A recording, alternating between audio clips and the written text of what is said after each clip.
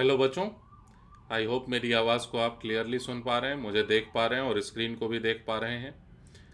हम लोग rest and motion chapter कर रहे थे और जो लास्ट क्लास तक डिस्कशन हुआ था वो था प्रोजेक्टाइल मोशन के बारे में।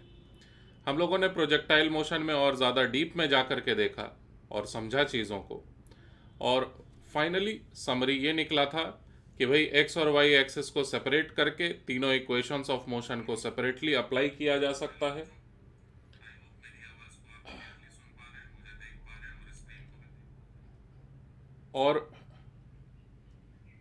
और उसके बाद फिर हम लोगों ने इक्वेशंस वगैरह फार्मूले वगैरह डेवलप किए और फार्मूले के बाद अलग अलग तरह के क्वेश्चंस को करने की कोशिश की। तो ये अब मुझे बताने की ज़रूरत नहीं है, अब तक आप इस बात को समझ चुके होंगे कि मैं आपको ये बोलने वाला हूँ कि वीडियो को करिए पॉज और लास्ट क्लासेस को करिए अच्छे से रिवाइज। 2 क्वेश्चन करेंगे हम लोग और 2 क्वेश्चन के बाद फाइनली हम लोगों का डिस्कशन का टॉपिक चेंज होकर के प्रोजेक्टाइल मोशन से बन जाएगा रिलेटिव वेलोसिटी का। ठीक, तो वीडियो को पॉज करके रिवीजन ज़रूर कर लेना एक बार। अच्छा, रिवीजन करने का ना सबसे बड़ा प्रॉब्लम क्या होता है, जब कोई रिवीजन करने जाता है उसे ऐसा लगता है कि उसे आता तो है सब कुछ। ये सबसे बड़ी समस्या है रिवीजन करने के साथ, जबकि आ नहीं रहा होता। तो इस बात को समझते हुए कि रिवीजन की ज़रूरत है, वीडियो को पॉज करके सिंसियरली आप रिवीजन ज़रूर कर लें प्रोजेक्टाइल मोशन में सीखी हुई एक एक छोटी से छोटी बात का। फिलहाल मैं ये मानते हुए कि आपने रिवीजन कर लिया, हम लोग क्लास की शुरुआत करते हैं। लिखिए क्वेश्चन को, आसान सा सवाल दे रहा हूं, अगर रिवाइज्ड है तो आसान है। ठीक है, लिखिए सवाल। अ particle is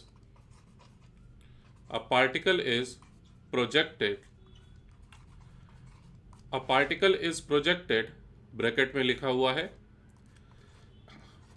100 metre per second, और कितने एंगल से फेंका जाता है, तो 60 डिग्री के एंगल पर इस तरह से फेंका गया। समझ जाएंगे मतलब को। A particle is projected with speed 100 metre per second at an angle 60 degree from horizontal. अपने आप में समझने वाली बात। अच्छा, अब जब पार्टिकल को फेंका गया होगा इस तरह से 60 डिग्री के एंगल पर, तो समय के बीतने के साथ वो जो ट्रेवल कर रहा होगा जिस वेलोसिटी से, वो वेलोसिटी हॉरिजॉन्टल से अलग अलग एंगल बनाने लगेगी कुछ समय बाद। मैं क्या बोला, पार्टिकल को 60 डिग्री के एंगल पर जस्ट फेंका गया है, फेंके जाने के 1-2 सेकंड बाद देखोगे तो 60 डिग्री का एंगल नहीं रह जाएगा हॉरिजॉन्टल के साथ वेलोसिटी का। ठीक है, वो लगातार बदलते रहेगा एंगल। अब कैसे बदलेगा ये पुरानी समझ के साथ आपको आना चाहिए। सवाल क्या है इसमें, लिखिए फाइंड स्पीड ऑफ पार्टिकल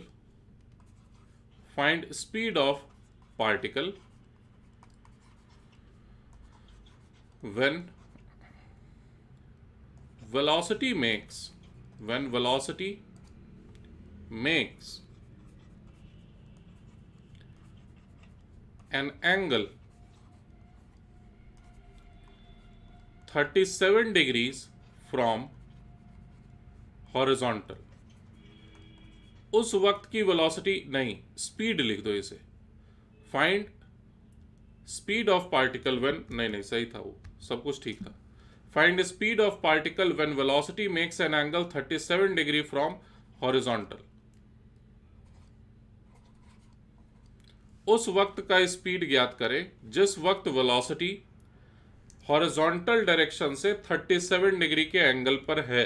अब इसका क्या मतलब निकल रहा है, पूरी तरह से खुद से सोचिए और ज़रा आंसर तक पहुंचने की कोशिश करिए अच्छे से। मैं तब तक डायग्राम में अपनी बात को कहने की कोशिश करता हूं। ठीक,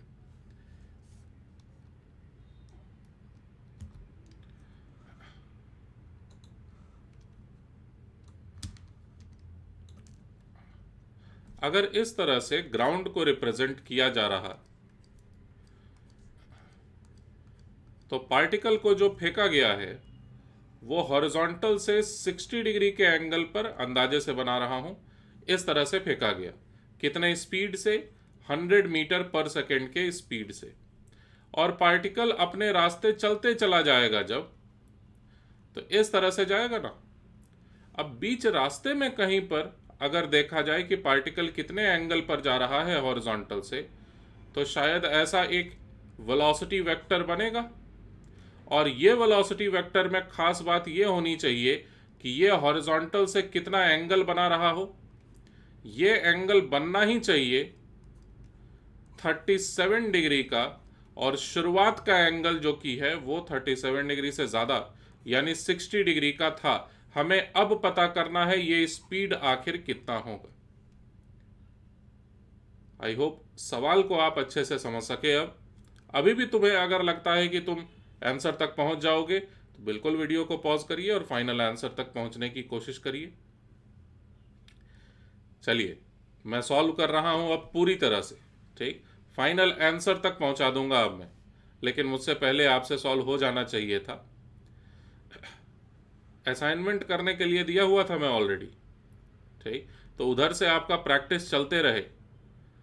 सिर्फ वीडियो लेक्चर देखने से अगर किसी का भला होना होता तो सबका भला हो रहा होता, लेकिन ऐसा तो है नहीं। तो आप वीडियो लेक्चर के अलावा आप कितना काम खुद से कर रहे हैं इस पर निर्भर करेगा आपका रैंक, आपका रिजल्ट, जो कुछ भी आगे आना है। खैर, क्वेश्चन पर फोकस करते हैं। हम लोग सिर्फ एक सिंगल स्टेटमेंट लिखेंगे जिससे कि क्वेश्चन का आंसर आ जाएगा। स्टेटमेंट ये है कि चाहे जो हो जाए भाई, हॉरिजॉन्टल कंपोनेंट ऑफ वेलोसिटी में कोई बदलाव नहीं आना चाहिए। Horizontal component of velocity, horizontal component of velocity must not change। यही तो स्टैंडर्ड बात है प्रोजेक्टाइल मोशन में। मैं बोला भी था रिवाइज कर लो। रिवीजन करने से ना तुरंत ध्यान में आने लगती है चीज़ें, दिमाग में ताज़ा हो जाती हैं चीज़ें। तो हॉरिजॉन्टल कंपोनेंट ऑफ वेलोसिटी में बदलाव नहीं आना चाहिए, यानी शुरुआती हॉरिजॉन्टल कंपोनेंट ऑफ वेलोसिटी कितना है, 100 मीटर पर सेकेंड, ये तो वेलोसिटी है शुरुआती, इनटू cos 60 डिग्री, यही तो है शुरुआत में बिल्कुल हॉरिजॉन्टल कंपोनेंट ऑफ वेलोसिटी। और बीच रास्ते में अगर v के स्पीड से जा रहा हो 37 डिग्री के एंगल पर अगर पार्टिकल, उस वक्त हॉरिजॉन्टल कंपोनेंट ऑफ वेलोसिटी कितनी है, तो v cos 37 डिग्रीज। और इन दोनों में से कौन ज़्यादा होना चाहिए, तो दोनों बराबर होना चाहिए। दोनों को बराबर किया, आंसर आ गया। तो एक लाइन का क्वेश्चन था ये केवल। हमारे पास रिजल्ट बना, LHS में लिखा हुआ है 50 मीटर पर सेकेंड, क्योंकि cos 60 डिग्री 1/2, और v मल्टीप्लाइड बाई फिर लिखा हुआ है ये 4 डिवाइडेड बाई 5। सही लिखा? हाँ। तो 250/4 कितना आएगा देख लीजिए। v का वैल्यू आया 200 या 125 डिवाइडेड बाई 2, यानी कि 62.5 मीटर पर सेकेंड। इतने स्पीड से उस खास वक्त जा रहा होगा जब पार्टिकल का वेलोसिटी वेक्टर 37 डिग्री के एंगल पर होगा हॉरिजॉन्टल से।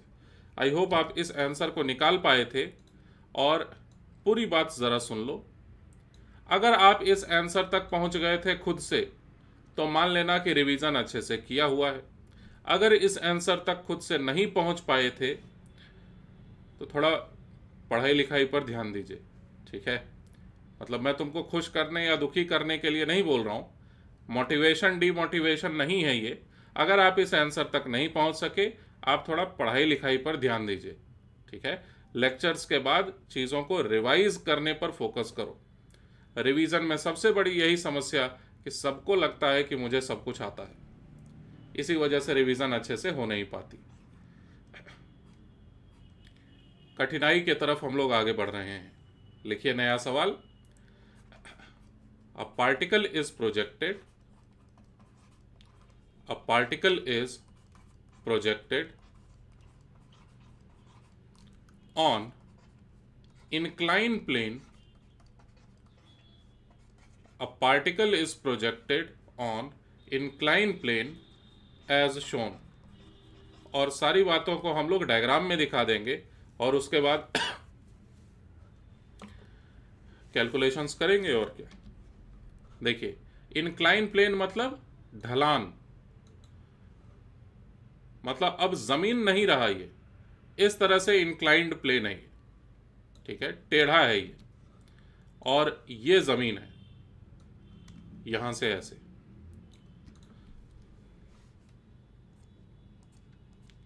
ऐसा आप साफ साफ एक डायग्राम पहले तो बना दीजिए। ये रहेगा ग्राउंड, और यहां पर बना हुआ एक एंगल थीटा, ठीक, और थीटा ग्राउंड से मतलब ऐसे करके ढलान बना हुआ है ये, और इस ढलान के ऊपर हम लोग एक पार्टिकल को इस तरह से करेंगे प्रोजेक्ट। ये एक पार्टिकल, इस पार्टिकल को इस तरह से फेंक दिया जाता है ऐसे। तो क्यों ना हम लोग थीटा के सारे वैल्यूज वगैरह लिख लें पहले से। मतलब दो उपाय है ना, हम लोग अगर u के वेलोसिटी के साथ फेंकें थीटा के एंगल पर इस तरह से, अल्फा वगैरह ले लेंगे एंगल्स, तो भी किया जा सकता है, और न्यूमेरिकल वैल्यूज के साथ भी हम लोग क्वेश्चन को सॉल्व कर सकते हैं। लेकिन मैं चाहता हूं कि थोड़ा सा आपको कैलकुलेशन वगैरह अच्छे से करना पड़े। जानबूझ के डिफिकल्ट करने के लिए मैं 20 मीटर पर सेकेंड और 30 डिग्री ये सब कोई वैल्यू नहीं दूंगा, मैं साफ साफ ये थीटा ही लिखा रहूंगा। और यहां पर जो एंगल बन रहा है, इंक्लाइन प्लेन से कितना एंगल बन रहा है वो दिया हुआ है अल्फा का। समझ गए बात। u के स्पीड से फेंका गया पार्टिकल को, और बेहतर डायग्राम देख लीजिए आप। पार्टिकल को u के स्पीड से इस प्रकार से फेंका जाता है, और जो इंक्लाइन प्लेन से फेंके जाने का एंगल है, ये एंगल आप साफ साफ दिखाएं कि अल्फा के बराबर है। तो अल्फा ये है और थीटा अलग एंगल है, ठीक है ना। तो अंदाजे से बना रहा हूं किस तरह से पार्टिकल फेंकाने के बाद रास्ता क्या रहेगा पार्टिकल का। तो पार्टिकल एक बार जब हवा में पहुंच गया तो उसे क्या मतलब कि जमीन पर क्या है, इंक्लाइंड सरफेस है कि नहीं है, वो पैराबोलिक पाथ में तो अभी भी रहेगा। ये इस तरह से प्रोजेक्टाइल मोशन जरूर करेगा, लेकिन जाके टकरा जाएगा यहां पर कहीं पर। इस बार जमीन तक नहीं पहुंच पाएगा, ये इंक्लाइन प्लेन पर ही कहीं ना कहीं टकरा जाएगा। मानते हैं इस बात को। अच्छा, अब इसके बाद देखिए, अच्छा एक और काम करता हूं मैं, एक्स और वाई एक्सिस को आप भी करेंगे यही काम, यह भी क्वेश्चन को ही हम लोग लिख रहे हैं प्रॉपरली। एक्स और वाई एक्सिस को इसी डायरेक्शन में दिखा दिया जाए, जैसा सवाल में लिखा हुआ है वैसा करेंगे। एक्स एक्सिस इंक्लाइंड सरफेस के ही डायरेक्शन में है, और वाई एक्सिस फिर इस इंक्लाइंड सरफेस के परपेंडिकुलर डायरेक्शन में है ऐसे।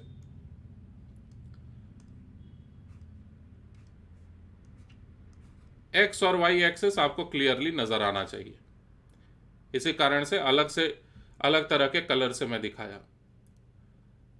तो आई होप क्लैरिटी है थोड़ी सी आपके पास। एक्स और वाई एक्सिस इस तरह से दिखाया गया। अब सवाल में पहला पार्ट लिखिए, क्वेश्चन का फर्स्ट पार्ट, राइट।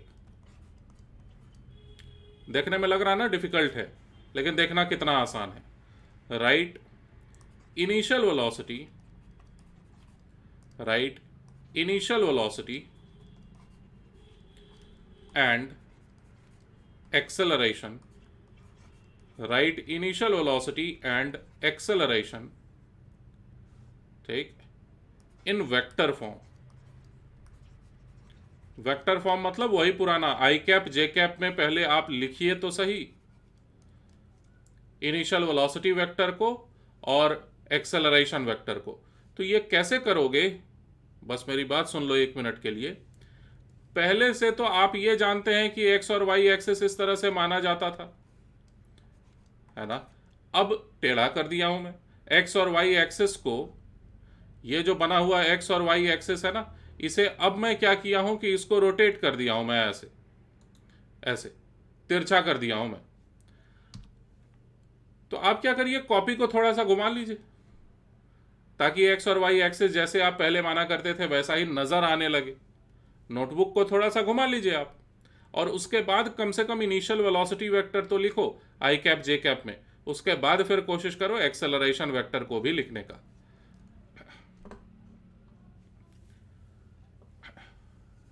मैं थोड़ी सी मदद करता हूं। एक्स और वाई एक्सिस इस डायरेक्शन में माने जाने के बजाय हम लोग इसे इस तरह से माने हुए हैं। ठीक, इसको कलर भी चेंज कर देता हूं मैं।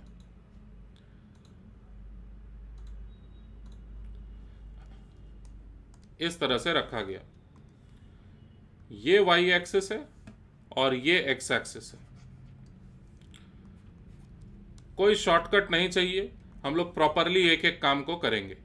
ये पार्टिकल है और इस पार्टिकल को इस डायरेक्शन में फेंक दिया गया है जो कि एक्स एक्सिस से अल्फा एंगल बना रहा है। तो मैं तब से इतनी ही बात कर रहा हूं कि क्यों ना आप इतने पूरे को यानी नोटबुक को ही थोड़ा सा घुमा दीजिए। ऐसे नोटबुक को थोड़ा सा घुमा दीजिए तो ऐसा बन जाना चाहिए। और अब लिखा जा सकता है बड़े आसानी से। क्या होना चाहिए? आई कैप जे कैप में वेलोसिटी वेक्टर। तो मैं लिखूं फिर? मुझे लगता है आप लिख ही लेंगे आसानी से। अब सुनना जरा मेरी बात को और ज्यादा ध्यान से। ठीक, अब और ज्यादा कठिन वाली बात कर रहा हूं मैं। येलो वाला लाइन तो ऐसे करके है ही, ये एक्स एक्सिस तो है ही, और ये वाई एक्सिस तो इस तरह से आगे तक एक्सटेंड कर दिया मैं। इसके अलावा बहुत ज़्यादा ध्यान से सुनिए, जो पार्टिकल का एक्सेलरेशन है वो तो सीधे सीधे नीचे की ओर होना ही चाहिए। एक्सेलरेशन वेक्टर जी इस तरफ से होना ही चाहिए। ये कितने एंगल वगैरह पर होगा ये सब कुछ सोचेंगे, लेकिन जी एक्सेलरेशन ठीक नीचे की ओर होना ही चाहिए। हो सकता है अल्फा का वैल्यू कम हो तो ये वेलोसिटी वेक्टर आपकी मर्जी से किधर भी हो जाए। ये वेलोसिटी वेक्टर तो किधर भी हो सकता था, निर्भर करता है अल्फा एंगल पर। लेकिन एक्सेलरेशन ड्यू टू ग्रेविटी ये निश्चित है कि ये ठीक वर्टिकली डाउनवर्ड्स ही होगा। इसको मैं पुराने डायग्राम में भी दिखाने की कोशिश करूं अगर, तो ये ऐसे सीधे नीचे की ओर होना ही चाहिए। तो सिर्फ इनिशियल वेलोसिटी वेक्टर लिखने नहीं बोला हूं मैं, एक्सेलरेशन वेक्टर को भी लिखने के लिए बोल रहा हूं आई कैप जे कैप में। तो थोड़ी और मदद करता हूं, लेकिन मुझसे पहले आप लिखने की कोशिश तो करिए। आप कर लेंगे मुझसे पहले। देखो, ये जो एक्स एक्सिस है, याद रखो कि ये एक्स एक्सिस हॉरिजॉन्टल से कितना एंगल बना रहा है। तो ये वाला एंगल हमें पहले से पता है कि थीटा के बराबर है। देखिए आप असली डायग्राम को एकदम अच्छे से। एक्स एक्सिस कितना एंगल बना रहा होगा हॉरिजॉन्टल के साथ, ये तो निश्चित है, थीटा। तो यही बात मैं नए डायग्राम में लिखा हूं। अब ये एंगल अगर थीटा बना तो ये वाला एंगल कितना बना, ध्यान से देखो। ये वाला एंगल बना 90 डिग्री माइनस थीटा, जिस कारण से फाइनली ये वाला एंगल बन गया हमारे पास थीटा के बराबर। तो मुझसे पहले सभी के पास साफ साफ लिखा हुआ रहे इनिशियल वेलोसिटी वेक्टर और एक्सेलरेशन वेक्टर। ठीक है ना? तो चलिए मैं लिख रहा हूं अब initial velocity vector. Initial velocity vector is u cos alpha I cap, जैसा मैं बोला नोटबुक को घुमा लो सब समझ में आ जाएगा, और प्लस u sin अल्फा जे कैप। हम लोग x और y एक्सिस को ही थोड़ा सा डिफरेंट बना दिए थे इस बार। ठीक, और अब चलिए एक्सेलरेशन वेक्टर को लिखने की कोशिश करते हैं। जरा ध्यान से डायग्राम में हम लोग इसको टूटते हुए दिखाएं। पहले इस तरह से एक्सेलरेशन का नेगेटिव y कंपोनेंट है, दिखा क्या? और साथ में इस तरह से नेगेटिव x कंपोनेंट है एक्सेलरेशन वेक्टर का। ये रहा y कंपोनेंट या नेगेटिव y कंपोनेंट है ये।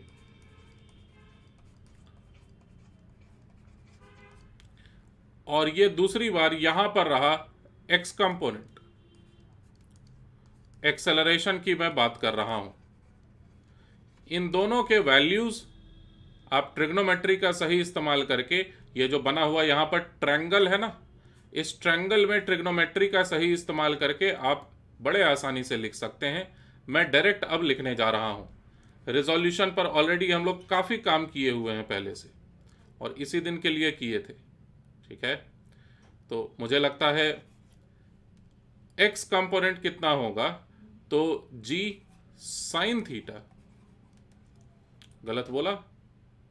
नहीं, सही है, जी साइन थीटा, वो भी नेगेटिव में आई कैप के साथ, माइनस अगेन जी कॉस थीटा जे कैप के साथ। मेरे डायग्राम को ना देखो, ठीक है, मैंने जो यहां पर डायग्राम बनाया है उसको आप रेफर ही मत करिए, ये बहुत ज़्यादा खराब हो चुका डायग्राम है। आपको अगर ज़रूरत लगता है तो आप एक अलग से डायग्राम बना लीजिए, उसमें सारे एंगल्स को ढूंढिए अच्छे से, रिजोल्यूशन ऑफ वेक्टर्स के कंसेप्ट का यूज़ करिए, और फाइनली ये दोनों वैल्यूज़ को लिखिए। आप ऑलरेडी इस बात को समझते हैं कि इन दोनों वैल्यूज़ को लिखना कितना ज़्यादा इंपॉर्टेंट है आगे के किसी भी एनालिसिस को करने के लिए। ठीक, तो ये क्लियरली प्रोजेक्टाइल मोशन में थोड़ा सा भी डिफिकल्ट क्वेश्चन या मॉडरेट लेवल का भी क्वेश्चन पूछा जाए तो ये आपके पास लिखा हुआ होना ही चाहिए।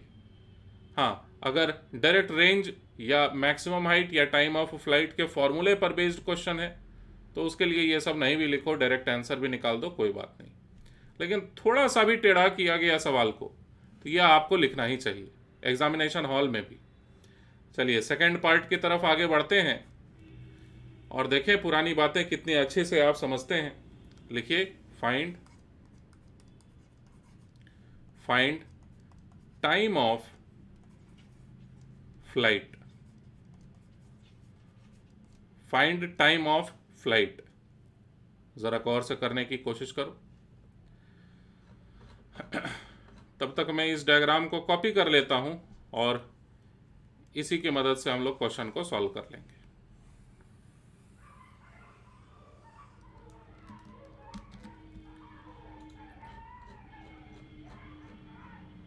फाइंड टाइम ऑफ फ्लाइट, ये था सवाल। तो अभी तक किसी को कोई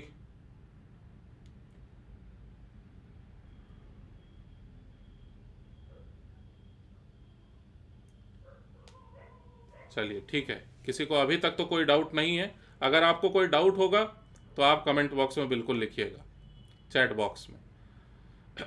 हम लोग टाइम ऑफ फ्लाइट को समझने की कोशिश कर रहे हैं।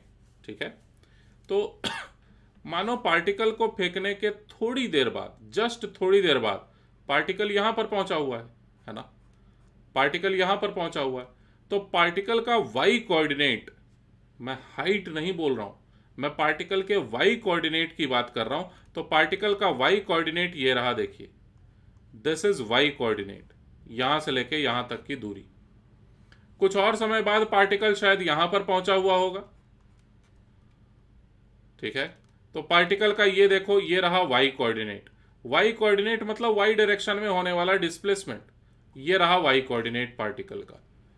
और समय बीतने के बाद देखिए पार्टिकल यहां पर जब पहुंचा हुआ होगा, टकराने के पहले की बात कर रहा हूं, तो ये रहा वाई कोऑर्डिनेट। लेकिन जैसे ही पार्टिकल जाके इस इंक्लाइंड सरफेस को भी टकराएगा, इस खास वक्त वाई कोऑर्डिनेट दोबारा से, जो शुरुआत में भी जीरो था, फाइनली पार्टिकल जब जाके इंक्लाइंड सरफेस से टकराएगा, वाई कोऑर्डिनेट कितना हो चुका होगा? Y coordinate must become 0 as particle hits the inclined surface. तो हम लोग इस बात को एकदम साफ साफ लिखेंगे कि एज पार्टिकल हिट्स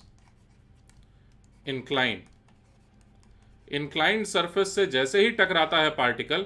अच्छा, मैं हाइट नहीं लिखूंगा।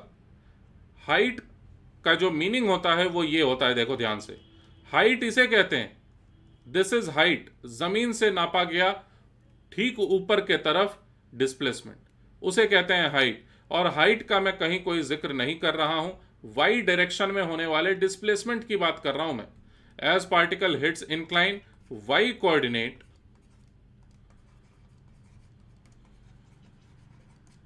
Must become 0। और अगर आप इस बात को समझ गए आसानी से, तो क्वेश्चन इंक्लाइंड सरफेस हो, चाहे जमीन पर फेंका गया हो, चाहे बिल्डिंग से फेंका गया हो, चाहे कुएं से फेंका गया हो, सारे हालत को आप संभाल लेंगे, है ना। Must become 0। और यही हम लोगों के पढ़ाई का फिलॉसफी ही है। एकदम फंडामेंटल बात को इतने अच्छे से समझिए ताकि कठिन से कठिन क्वेश्चन को भी सॉल्व करने का कम से कम रास्ता तो ज़रूर मिल जाए। ठीक, तो मुझे लगता है आप वीडियो को पॉज कर लिए होंगे अब तक और सॉल्व भी कर चुके होंगे। y डायरेक्शन में s equals to ut plus half a t square, तो 0 इक्वल्स टू y डायरेक्शन में इनिशियल वेलोसिटी लिखा हुआ है आपके पास, y डायरेक्शन में initial velocity u sine alpha, और एक्सेलरेशन पर ध्यान देना माइनस जी कॉस अल्फा है, तो u साइन अल्फा की मदद से u sine alpha into T, T ही हमारा वो टाइम आने वाला है जब y कोऑर्डिनेट हो गया 0, इंटू टी माइनस हाफ जी कॉस थीटा, माइनस क्यों आया समझ रहे होंगे आप, multiplied by again T square. तो ये एक क्वाड्रेटिक इक्वेशन है t में, t को यहां पर कॉमन ले लें तो एक रूट तो t इक्वल्स टू 0 निश्चित है, क्योंकि वो दिखा रहा है पार्टिकल को जस्ट जब फेंका गया था उस हालत को, उस वक्त भी तो y कोऑर्डिनेट 0 ही था, लेकिन t का जो दूसरा वाला रूट आएगा यानी कि क्या 2u sine alpha divided by g, नहीं g कॉस थीटा, ये निकल के आया हमारे पास टाइम ऑफ फ्लाइट का रिजल्ट अगर पार्टिकल को थीटा के इंक्लाइंड सरफेस पर प्रोजेक्ट किया जाएगा तब। लिख ही दो इस बात को साफ साफ। ये दरअसल आपने निकाला है formula for time of flight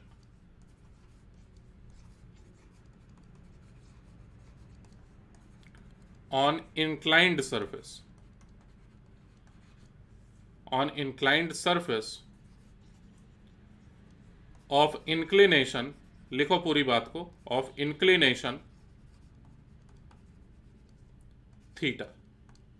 ठीक, अच्छा यहीं पर एक और बात गौर करने की कि मान लो मैं इतना बता दिया आपको कि इंक्लाइंड सरफेस पर यह आता है टाइम ऑफ फ्लाइट, आपने बोला कि नहीं नहीं नहीं इंक्लाइंड सरफेस नहीं है, जमीन पर ही फेंका गया, तो जमीन को भी समझा जा सकता है, ऐसे समतल रेखा को भी समझा जा सकता है जैसे कि ये भी ढलान है। हॉरिजॉन्टल सरफेस को भी माना जा सकता है कि इंक्लाइंड सरफेस है, इस शर्त के साथ कि थीटा का वैल्यू है 0 डिग्री। तो जरा थीटा का वैल्यू 0 डिग्री इसमें सेट करिए तो डिनोमिनेटर केवल g बचेगा कि नहीं, और वही पुराना फॉर्मूला मिलेगा आपको टाइम ऑफ फ्लाइट का जो ग्राउंड पर से फेंके जाने पर पार्टिकल के लिए टाइम ऑफ फ्लाइट का फॉर्मूला आता था। तो हम लोग कोई भी रिजल्ट अभी निकालेंगे ना, उन सभी रिजल्ट्स में अगर आप थीटा का वैल्यू 0 डिग्री रख दीजिएगा तो पुराने वाले रिजल्ट्स आपको मिलेंगे ही मिलेंगे। ठीक है, नेक्स्ट पार्ट दे रहा हूं करने के लिए, ये तो करो कम से कम खुद से। फाइंड, कठिन करूं कि आसान करूं? कठिन ही रहने देते हैं। अच्छा एक और बात, u का वैल्यू अगर साफ साफ दिया हुआ रहता तो भी आप 4 सेकेंड 5 सेकेंड 10 सेकेंड ऐसा कोई ना कोई एक वैल्यू निकाल ही सकते थे। हम लोगों ने वेरिएबल के टर्म्स में इसलिए किया ताकि आप फॉर्मूला भी देखते चलें। Find range of particle, find range of particle along the incline. इसका क्या मतलब हुआ बताता हूं। Along the incline, inclined surface के ऊपर आप बताइए कितना पार्टिकल के लिए रेंज होने वाला है। साथ में करते हैं चलिए इसे। ठीक, मैं आपकी मदद करूंगा कि कैसे आगे बढ़ें। Find range of particle along the incline, पहले तो क्वेश्चन लिख दो, और जो डायग्राम था हमारे पास वो ये था। हमें याद रखो पता क्या करना है, जब पार्टिकल जाके जमीन से टकराया उस दौरान तक, यानी यहां से लेके यहां तक का होने वाला टोटल डिस्प्लेसमेंट कितना है, एक्स डायरेक्शन में होने वाला डिस्प्लेसमेंट। एक्स डायरेक्शन ही क्यों चुने हम लोग, क्योंकि सवाल में लिखा हुआ था इंक्लाइंड सरफेस के डायरेक्शन में, इंक्लाइन के डायरेक्शन में होने वाला रेंज बताइए। तो यही है रेंज अलोंग इंक्लाइन। और अच्छे से समझो, अभी मेरी बात पूरी नहीं हुई है, वीडियो को अभी मत पॉज करो, हम लोग साथ में कर रहे हैं इसे। तो रेंज अलोंग इंक्लाइन में साफ साफ आपको दिखा दिया। अगर मान लो मैं ये पूछा होता कि नहीं इंक्लाइंड सरफेस के डायरेक्शन में नहीं, केवल हॉरिजॉन्टल रेंज ही पता करिए, तो पार्टिकल कहां से चलना शुरू किया, ठीक यहां से चलना शुरू किया, इनिशियल जगह तो यही है भाई, ओरिजिन, और फाइनली पार्टिकल कहां पर टकराया जमीन से, ये रहा वो जगह, ये रहा फाइनल जगह।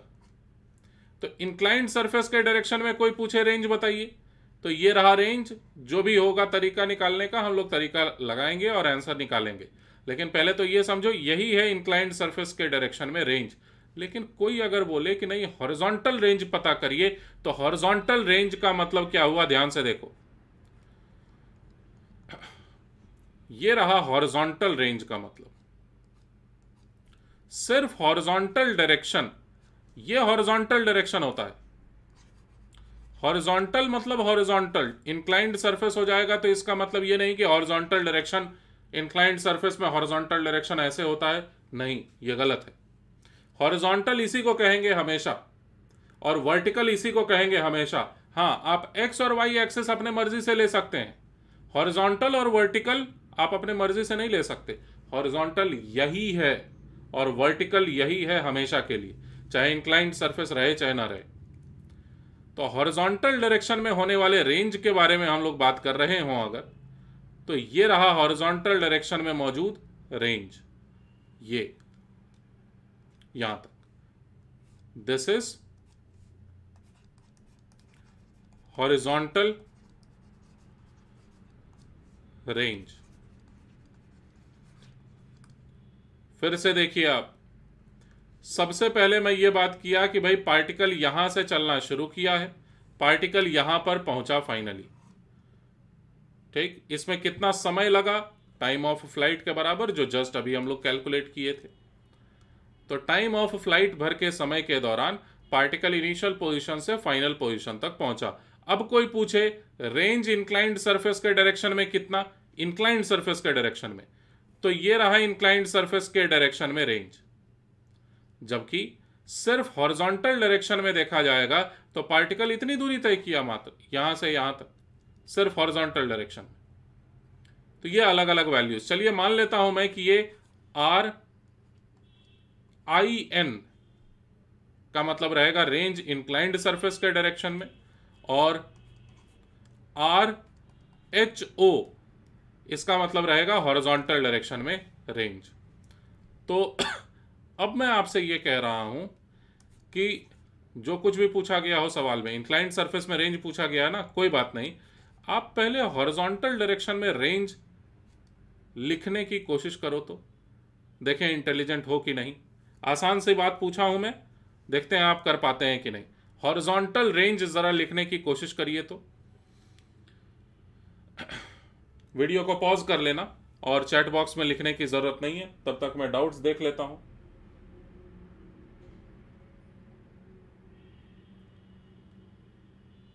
ठीक है, आई होप आप सुन रहे हैं बातों को और समझ भी रहे हैं। हॉरिजॉन्टल डायरेक्शन में मौजूद रेंज को समझने की कोशिश करते हैं। देखो, हॉरिजॉन्टल डायरेक्शन में रेंज पुराने डिस्कशन के मुताबिक लिखने जा रहा हूं। हॉरिजॉन्टल डायरेक्शन में होने वाला वेलोसिटी, हॉरिजॉन्टल डायरेक्शन में होने वाला वेलोसिटी को मात्र मल्टीप्लाई कर दीजिए आप टाइम ऑफ फ्लाइट से। ऐसा हम लोग क्यों कर सकते हैं, क्योंकि हॉरिजॉन्टल डायरेक्शन में कोई एक्सेलरेशन नहीं है। अगर हॉरिजॉन्टल डायरेक्शन में एक्सेलरेशन भी मौजूद होता तो plus half a horizontal into T का स्क्वायर भी करना पड़ा होता हमें, लेकिन हॉरिजॉन्टल डायरेक्शन में चूंकि कोई एक्सेलरेशन नहीं है, इस वजह से ये इक्वेशन वैलिड है। क्या यही इक्वेशन, क्या इसी तरह का इक्वेशन हम लोग इंक्लाइंड सरफेस के डायरेक्शन में भी लिख सकते हैं क्या, कि एक्स कंपोनेंट यानी इंक्लाइंड सरफेस के डायरेक्शन का वेलोसिटी का component, x component of velocity multiplied by time of flight. क्या हम लोग इस इक्वेशन को लिख सकते हैं क्या? तो नहीं, ये सरासर गलत है। This is completely wrong. ऐसा क्यों? क्योंकि यहां पर हाफ AT² जब आएगा तो यहां पर x component of acceleration into T² लिखते वक्त एक्सेलरेशन के x कंपोनेंट का इस्तेमाल किया ही जाना चाहिए, जो कि यहां पर लिखा था। मैं कहां गया? ये रहा। ये x कंपोनेंट ऑफ एक्सेलरेशन तो था, तो इस कारण से x कंपोनेंट ऑफ एक्सेलरेशन तो लिखना ही होगा इंक्लाइंड सरफेस के डायरेक्शन में। हॉरिजॉन्टल डायरेक्शन में कितना एक्सेलरेशन है देखिए जरा। हॉरिजॉन्टल कंपोनेंट अगर देखे होते हम लोग, ये है ना हॉरिजॉन्टल डायरेक्शन, ये है हॉरिजॉन्टल डायरेक्शन। हॉरिजॉन्टल डायरेक्शन में एक्सेलरेशन एग्जिस्ट ही नहीं कर रहा है, ही नहीं। तो इस वजह से हॉरिजॉन्टल डायरेक्शन में रेंज के लिए ये फॉर्मूला सही है, लेकिन इंक्लाइंड सरफेस के डायरेक्शन में रेंज के लिए ये फॉर्मूला सिंपल वाला गलत था। उसमें हाफ AT² भी लिखना पड़ेगा। खैर, फाइनल आंसर तक पहुंचते हैं। हॉरिजॉन्टल डायरेक्शन, पहले ये तो देखो हॉरिजॉन्टल वेलोसिटी कितनी है, multiplied by time of flight. तब तक मैं लिखता हूं 2v sine alpha divided by g cos theta. Horizontal velocity, horizontal velocity का मतलब क्या हुआ और अच्छे से समझ लो। हॉरिजॉन्टल डायरेक्शन आखिर है कौन सा? तो ये रहा भाई हॉरिजॉन्टल डायरेक्शन। देखिए ध्यान से, this is the horizontal direction, ये है हॉरिजॉन्टल डायरेक्शन। और याद रखो, पार्टिकल को फेंका गया है किस ओर? इस तरफ, u वेलोसिटी से इस तरफ फेंका गया, इंक्लाइंड सरफेस से अल्फा एंगल पर, और खुद इंक्लाइंड सरफेस कितने एंगल पर है हॉरिजॉन्टल से? तो थीटा एंगल पर। तो कुल मिला के ये एंगल कितना बना? Alpha plus theta. कठिन लग रहा होगा, मैं पहले बोला था थोड़ा सा डिफिकल्ट है। हॉरिजॉन्टल कंपोनेंट ऑफ वेलोसिटी लिख रहा हूं मैं, u cos of alpha plus theta. यही हमारे पास रिजल्ट है। अब यही है हॉरिजॉन्टल रेंज का फॉर्मूला। ये v नहीं u था। तो फाइनली हॉरिजॉन्टल डायरेक्शन में मौजूद रेंज, इसके लिए रिजल्ट बना हमारे पास 2u² है कि नहीं, साइन अल्फा और फिर multiplied by cos of alpha plus theta whole divided by क्या था? g नहीं, g cos थीटा। ये आया हॉरिजॉन्टल रेंज के लिए हमारे पास फॉर्मूला। अगर थीटा का वैल्यू 0 रहा होता तो ये वही पुराने वाले फॉर्मूले में कन्वर्ट हो गया होता। ठीक, तो ये हॉरिजॉन्टल रेंज का फॉर्मूला। और पुराने डायग्राम को और ज्यादा ध्यान से देखो। हॉरिजॉन्टल रेंज हम लोग निकाल चुके हैं पहले से। डायग्राम को खराब करने जा रहा हूं, आपका अटेंशन पूरी तरह से इस डायग्राम पर रहे। इस ट्रायंगल को और ज्यादा ध्यान से देखो, इस ट्रायंगल को। और मुझे ऐसा लगता है कि इस ट्रायंगल को अगर आप ध्यान से देखेंगे और हॉरिजॉन्टल रेंज निकाले हुए रहेंगे पहले से, तो इंक्लाइंड सरफेस के डायरेक्शन में रेंज लिखना बहुत मामूली बात है। क्योंकि ये वाला एंगल हमें पता है ना, this angle we already know it as theta. तो एक एक्सप्रेशन लिखता हूं मैं कि आर इंक्लाइंड के डायरेक्शन में मल्टीप्लाइड बाई कॉस थीटा बराबर होना चाहिए आर हॉरिजॉन्टल डायरेक्शन में। तो आर हॉरिजॉन्टल को यहां सब्स्टिट्यूट करिए और आपको आर इंक्लाइन मिल गया। समझ पाए? तो ये पूरी तरह से इक्वेशन पूरा कॉपी कर लिया मैं। और इसी एक्सप्रेशन में इसको इंक्लाइंड सरफेस के डायरेक्शन में अगर रेंज के तरह लिखने की कोशिश की जाए तो कॉस थीटा के बजाय यहां पर बनेगा केवल कॉस स्क्वायर थीटा। और यही इंक्लाइंड सरफेस के डायरेक्शन में बनने वाला रेंज। तो साफ साफ लिखेंगे आप, formula for range along inclined surface.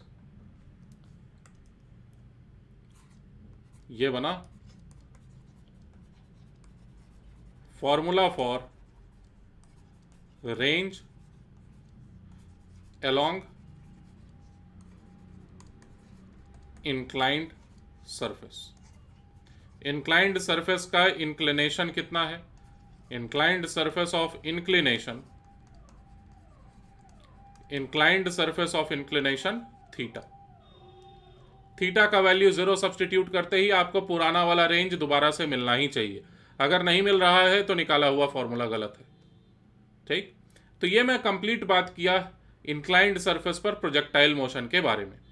हम लोग यहाँ पर u का वैल्यू कुछ ना कुछ लेकर के भी सॉल्व कर सकते थे, थीटा का वैल्यू कुछ ना कुछ लेकर के, अल्फा का वैल्यू कुछ ना कुछ लेकर के भी सॉल्व कर सकते थे, लेकिन हमने फॉर्मूला ही डेवलप कर दिया। तो इस तरह से किसी भी पार्टिकल को इंक्लाइंड सरफेस पर भी फेंका जाएगा, तब भी आप क्वेश्चन को सॉल्व करने के लिए पूरी तरह से प्रिपेयर्ड हैं। आप क्या रिवीजन की जरूरत पड़ेगी? बहुत ज्यादा। ठीक, लिखिए टॉपिक का नाम रिलेटिव वेलोसिटी।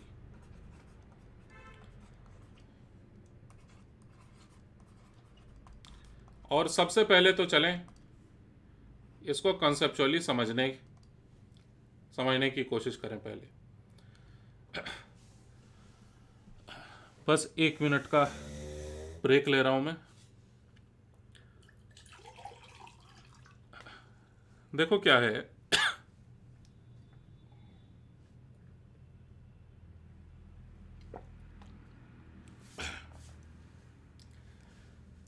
रिलेटिव वेलोसिटी को समझ रहे हैं हम लोग। प्रोजेक्टाइल मोशन को थोड़े देर के लिए दिमाग से निकाल दो। ठीक, रिलेटिव वेलोसिटी, प्रोजेक्टाइल मोशन सबसे ज्यादा इंपॉर्टेंट है इस चैप्टर में, लेकिन रिलेटिव वेलोसिटी सबसे ज्यादा कंसेप्चुअल है। मतलब अगर आते रहेगा रिलेटिव वेलोसिटी के बारे में सब कुछ, तो आपको मुश्किल से एक लाइन में आंसर आ रहा होगा, चाहे कोई भी क्वेश्चन क्यों ना हो। लेकिन अगर एकदम बेसिक कंसेप्ट को नहीं समझ रहे होंगे रिलेटिव वेलोसिटी के, तो पूरा जान लगा लो 3 दिन में 4 दिन में भी क्वेश्चन नहीं सॉल्व होगा। अगर एकदम फंडामेंटल बात को समझेंगे तभी आप रिलेटिव वेलोसिटी के क्वेश्चंस को कर पा रहे होंगे। ठीक, तो हम लोगों की कोशिश ये रहेगी कि अपना बेस्ट दे करके हम लोग समझें रिलेटिव वेलोसिटी आखिर क्या है। ये पेन, ठीक, ये पेन की वेलोसिटी अगर मैं पूछूं आपसे, मान लो कि हम लोग क्लासरूम में बैठे हुए हैं, आप सभी चेयर टेबल पर बैठे हैं और मैं आपके सामने खड़ा हूं, ये रहा पेन, और इस पेन की वेलोसिटी अगर मैं पूछूं तो आप क्या जवाब देंगे? इस पेन की वेलोसिटी आप बोलेंगे 0, बोलेंगे ऐसा। लेकिन मेरा तुरंत कहना यह रहेगा कि भाई इस पेन को तो मैं हाथ में पकड़े हुए हूं, मैं खुद जमीन पर हूं, जमीन तो पूरा अर्थ में है और अर्थ सन के अराउंड गोल गोल घूम रहा है, तो अर्थ पूरा का पूरा पृथ्वी चक्कर लगा रहा है सूर्य का। इस कारण से मैं भी तो अर्थ के साथ साथ चल रहा हूं, तो यह पेन भी लगातार चल रहा है कि नहीं? और क्या पता सन भी चल रहा हो। तो यह कहना कि कोई चीज रुका हुआ है कि नहीं, यह बड़ा विवादास्पद बात हो गया। जैसे मैं पूछूं कि दूर में कोई एक पेड़ है या कोई पहाड़ है, उसकी वेलोसिटी बताइए, तो आप बोलेंगे 0। मैं बोलूंगा कि वो पहाड़ जमीन पर है ना, और जमीन धरती मतलब पृथ्वी का हिस्सा है, और पृथ्वी गोल गोल घूम रहा है, तो इस कारण से वो पहाड़ के पास भी वेलोसिटी है। तो आखिर कहें क्या उसकी वेलोसिटी? तो इसी पर हम लोगों का चर्चा है कि अ पेन, अभी लिखो मत, पहले समझा रहा हूं, बातचीत कर रहे हैं हम लोग। अ पेन हैज 0 वेलोसिटी। अभी मैं पूछा था ना पेन की वेलोसिटी कितनी है, तो आपने जवाब दिया पेन हैज 0 वेलोसिटी। तो मैं ये कह रहा हूं कि इस बात का कोई मतलब नहीं है, दिस हैज नो मीनिंग।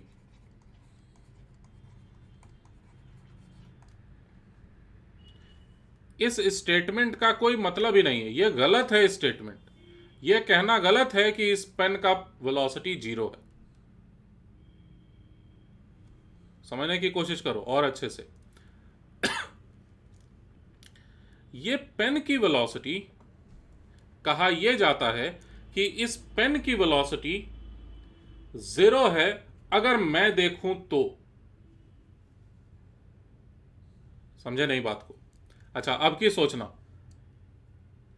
अगर मैं क्या करूं, ये पेन के साथ साथ अपने सिर को लगातार मैं ऐसे करके सिर को भी मूव करा रहा हूं, ऐसे करके ये जा रहा है, मान लीजिए मेरे ठीक सामने में है हमेशा ये पेन, लेकिन तुम्हारे ठीक सामने में नहीं है, तो कहा यह जाएगा कि तुम अगर देखोगे, तुम मतलब ये कैमरा, मान लेते हैं ना क्लासरूम में हम लोग बैठे हुए हैं और आप मेरी ओर देख रहे हैं और मैं इस पेन को देखते हुए लगातार पेन के साथ आगे बढ़ रहा हूं, चलते जा रहा हूं ऐसे करके। तो ऐसी हालत में मैं कहूंगा कि यह पेन रुका हुआ है। क्यों? क्योंकि पहले भी मेरे ठीक सामने था, अभी भी मेरे ठीक सामने है, अभी भी मेरे ठीक सामने। तो मैं ये कहूंगा कि यह पेन रुका हुआ है, जबकि तुम कहोगे कि यह पेन तो चल रहा है। दोनों में से कौन सही है? दोनों सही है। लेकिन सच में पेन रुका हुआ है कि चल रहा है, इसका कोई मतलब ही नहीं है।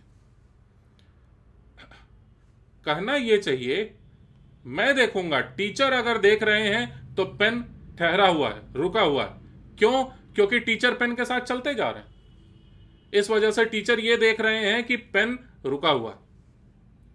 क्योंकि उनके ठीक सामने पहले भी था पेन, बाद में भी है पेन, और बाद में भी है पेन, ठीक चेहरे के सामने ही है हमेशा। जबकि बच्चे अगर देखेंगे तो वो पेन के पास वेलोसिटी है, और दोनों ही सही है। तो लिखने का तरीका ये है, टीचर के रेस्पेक्ट में, टीचर के सापेक्ष में, हिंदी में है ना, देखे जाने पर इस पेन के पास वेलोसिटी नहीं है। टीचर अगर देखेंगे तो इस पेन में वेलोसिटी नहीं है, लेकिन बच्चे अगर देखेंगे इसके पास वेलोसिटी थी। तो समझो, मोशन यानी कोई भी चीज चल रहा है कि नहीं, इसका एनालिसिस करने के लिए बहुत गजब की बात बता रहा हूं, अविश्वसनीय बात बता रहा हूं मैं। पहले तो आप देखे पेन को, पेन के मोशन को समझना है ना हमें, और दूसरा हिस्सा है मोशन को समझने का कि आखिर देख कौन रहा है। पेन के मोशन को समझना है तो सबसे पहले जरूरी है पेन को देखना, और दूसरा एक और चीज जरूरी है कि कौन देख रहा है इसकी जानकारी होना। समझो मेरी बात को? तो मतलब टीचर है कि स्टूडेंट है, मतलब ऑब्जर्व कौन कर रहा है, कहते हैं इसे ऑब्जर्वर। और इस पेन को लिखने के बजाय हम लोग लिख दें इसे ऑब्जेक्ट। फिर से सुनिए मेरी बात को, हम लोग किसी भी ऑब्जेक्ट के मोशन को समझने की जब कोशिश करते हैं तो दो चीजों की जरूरत रहती है, ऑब्जेक्ट की और कौन ऑब्जर्व कर रहा है, कौन देख रहा है उसकी। मतलब ऑब्जर्वर भी उतना ही इंपॉर्टेंट है मोशन को समझने के लिए जितना कि ऑब्जेक्ट। जो चीज है जिसे देखना है हमें, वो भी देखिए, लेकिन कौन देख रहा है इसको भी लिखिए आप नोटबुक में कि किसने देखा ये वेलोसिटी 10 मीटर पर सेकेंड। समझ पाए मेरी बात? चलो एक और एग्जांपल से मैं इसी बात को फिर से एक्सप्लेन करता हूं। मान लेते हैं मुझे लगता है डायग्राम बनाने की जरूरत नहीं है। मान लो दूर में कहीं पर एक माउंटेन है, ठीक, और एक टीचर है, मैं खुद हूं, और एक स्टूडेंट है, और हम दोनों मिलके एक ट्रेन में आगे बढ़ रहे हैं। ठीक है ना? मतलब ट्रेन के अंदर में मैं बैठा हुआ हूं, मेरे ठीक सामने आप बैठे हुए हैं ट्रेन में, और दोनों लोग साथ में ट्रेन के आगे बढ़ने के वजह से ट्रेन के अंदर में लगातार आगे बढ़ रहे हैं, और दूर में कहीं पर एक माउंटेन है। माउंटेन ये अपनी जगह पर स्थिर है और ये ट्रेन में हम लोग बैठ के किस डायरेक्शन में जा रहे हैं, मान लीजिए ईस्ट के तरफ जा रहे हैं। ठीक, तो अब स्टेटमेंट्स को सुनना ध्यान से एकदम। सबसे पहली बात, वेलोसिटी ऑफ, ये बात लिख दो, रिलेटिव वेलोसिटी में ना आप कुछ भी मत लिखिए, डायरेक्ट यहां से लिखना शुरू करें। ये एक डायग्राम के जैसा बना लो कि दूर में कहीं पर एक माउंटेन है जिसका डायग्राम नहीं बनाया मैं। टीचर और स्टूडेंट किसी एक ट्रेन में बैठ के आगे जा रहे हैं और टीचर और स्टूडेंट दोनों ही खिड़की के बाहर देख सकते हैं। तो वेलोसिटी ऑफ टीचर, अब लिखने का तरीका देखो, with respect to, with respect to, इसको पढ़ा जाएगा टीचर की वेलोसिटी स्टूडेंट के सापेक्ष में, स्टूडेंट के रिलेटिव में या स्टूडेंट के रेस्पेक्ट में कितनी होगी। यहां पर सबसे पहले तो ये देखो कि आखिर कौन ऑब्जेक्ट है और कौन ऑब्जर्वर है। ऑब्जर्व करने वाला कौन है इस स्टेटमेंट में, आप समझने की कोशिश करो।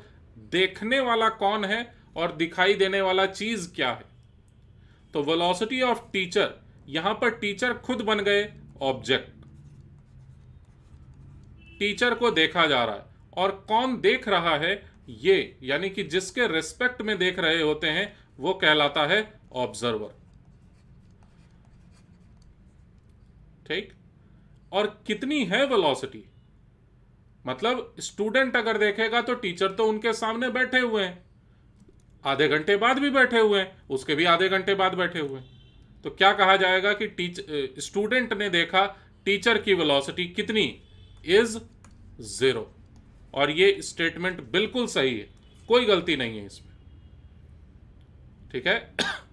अच्छा, दूसरी बात यहीं पर समझने के लिए कि वेलोसिटी ऑफ,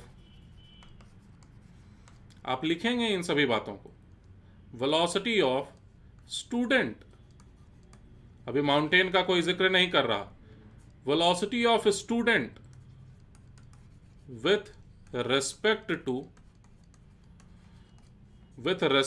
टू टीचर, ये कितना होगा। तो जो कुछ भी होगा, लेकिन उससे पहले इस बात को समझो कि इस बार देखा कि नहीं जा रहा है स्टूडेंट को, और स्टूडेंट इस बार ऑब्जेक्ट हैं जिनको देखा जा रहा है, ये ऑब्जेक्ट हैं। और कौन देख रहे हैं, तो खुद टीचर, तो ये कहलाएंगे इस बार ऑब्जर्वर। और आंसर कितना आएगा, तो अगेन 0 ही आएगा, क्योंकि टीचर के सामने स्टूडेंट बैठा हुआ है, आधे घंटे बाद भी बैठा हुआ है, 4 घंटे बाद भी बैठा हुआ, तो वो कहीं जा ही नहीं रहा। इससे सिंपल क्या होगा समझना। तो ये स्टेटमेंट भी 100% सही है। अच्छा, अब बात करते हैं टीचर एंड स्टूडेंट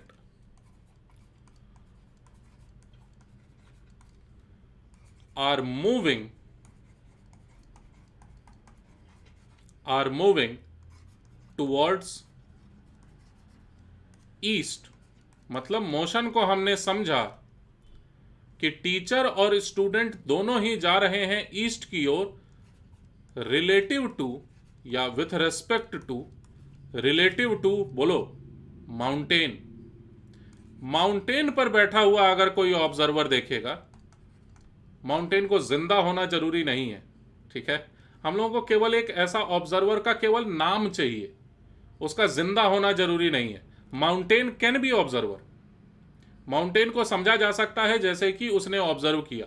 और हम लोग आगे देखेंगे कि ऑब्जर्वर के नाम पर केवल एक पॉइंट भी हो तो चलेगा, क्योंकि हम लोगों को ऑब्जर्वर से बातचीत थोड़ी ना करना है, समझे मेरी बात।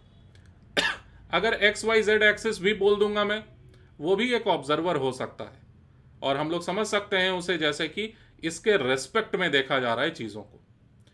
तो यहाँ पर माउंटेन अगर ऑब्जर्वर हो जाए तो इसमें परेशान होने वाली कोई बात नहीं है। यहाँ पर टीचर और स्टूडेंट कुल मिला के कहा जाएगा कि ये है ऑब्जेक्ट, जबकि ये खुद माउंटेन, स्पेलिंग गलत है,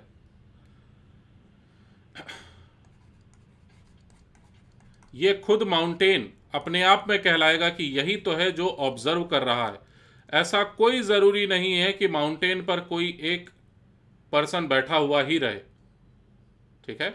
माउंटेन खुद भी ऑब्जर्वर के तरह माना जा सकता है फिजिक्स में, उसको जिंदा होना ज़रूरी नहीं है। खैर, तो आई होप आप ऑब्जेक्ट और ऑब्जर्वर के बारे में समझे। ये स्टेटमेंट एकदम सही है कि टीचर और स्टूडेंट दोनों ही ईस्ट के तरफ जा रहे हैं माउंटेन के रेस्पेक्ट में। और याद करो, बचपन में कभी तुम ट्रेन में अगर बैठे हो तो तुमसे मम्मी पापा चाचा चाची जो भी थे पूछते थे कि देखो तो बाहर में पेड़ पीछे जा रहा है कि तुम आगे जा रहे हो। मतलब मुझसे तो पूछा जाता था, अब आपसे पूछा गया कि नहीं मुझे नहीं पता। बाहर में हम लोग जब देखते थे तो दिखाई ये देता था पेड़ तो पीछे जा रहा है। तो जब मैं जवाब देता था कि पेड़ तो पीछे जा रहा है, हम लोग यहीं पर हैं, बाकी सारे लोग हंसने लगते थे, जबकि सच्चाई ये थी कि मैं सही था। आपसे भी अगर पूछा गया होगा, आपने अगर ये जवाब दिया होगा कि पेड़ पीछे जा रहा है, हम लोग रुके हुए हैं, इसमें कोई गलती नहीं है। मतलब mountain is moving, mountain is moving towards west, पीछे की ओर जा रहा है माउंटेन, रिलेटिव टू या with respect to, relative to teacher या फिर स्टूडेंट भी देख लो, कोई फर्क नहीं पड़ता, रिलेटिव टू टीचर और स्टूडेंट। यहां पर टीचर और स्टूडेंट ये बन गए ऑब्जर्वर, और वो क्या बाहर खिड़की के देख रहे हैं कि माउंटेन तो पीछे जा रहा है। अरे ऐसा कैसे हो गया? ऐसा होने में कोई समस्या नहीं है, माउंटेन पीछे बिल्कुल जा सकता है, और यही है इस बार ऑब्जेक्ट। ठीक, तो ये चारों स्टेटमेंट से हमने सीखा कि किसी भी मोशन को समझने के लिए वो चीज जिसे देख रहे हैं और वो ऑब्जर्वर, दोनों का ही जानकारी होना जरूरी है। इसी बात को साफ साफ लिखिए। To analyse motion of an object, to analyse motion of an object, information of object, और साथ ही साथ यानी एज वेल एज इंफॉर्मेशन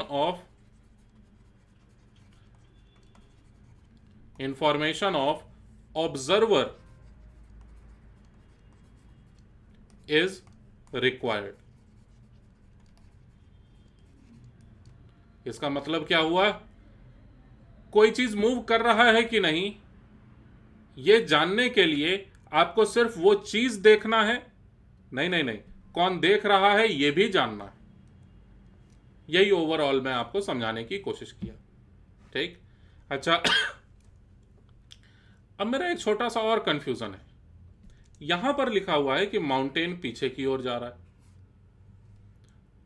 जबकि कोई दूसरा आदमी बोले कि माउंटेन रुका हुआ है। जो जमीन पर खड़ा है मान लो, वो देखेगा कि माउंटेन तो रुका हुआ है। ट्रेन में बैठा हुआ आदमी देखेगा कि माउंटेन तो पीछे जा रहा है। या उल्टा सोच लो, स्टूडेंट का आखिर वेलोसिटी क्या है? स्टूडेंट का वेलोसिटी माउंटेन ने देखा कुछ और है, स्टूडेंट का वेलोसिटी टीचर ने देखा कुछ और है। तो आखिर सच में क्या वेलोसिटी है? ट्रू वेलोसिटी क्या है? एक्चुअल वेलोसिटी क्या है स्टूडेंट का? तो इसका जवाब है, ट्रू वेलोसिटी या एक्चुअल वेलोसिटी नाम का कुछ नहीं होता। हर वेलोसिटी रिलेटिव वेलोसिटी ही होता है। रिलेटिव वेलोसिटी के अलावा कोई दूसरा वेलोसिटी नहीं होता। कहने का मतलब, आज जो हम लोगों ने टॉपिक का नाम लिखा रिलेटिव वेलोसिटी, ऐसा नहीं है कि इसके पहले कोई और वेलोसिटी चल रहा था, अब नया नया रिलेटिव वेलोसिटी टॉपिक शुरू हुआ। नहीं, वेलोसिटी सिर्फ और सिर्फ एक ही तरह का होता है, और उस वेलोसिटी का नाम है रिलेटिव वेलोसिटी। इस बात को भी लिखेंगे हम लोग कि there is no concept of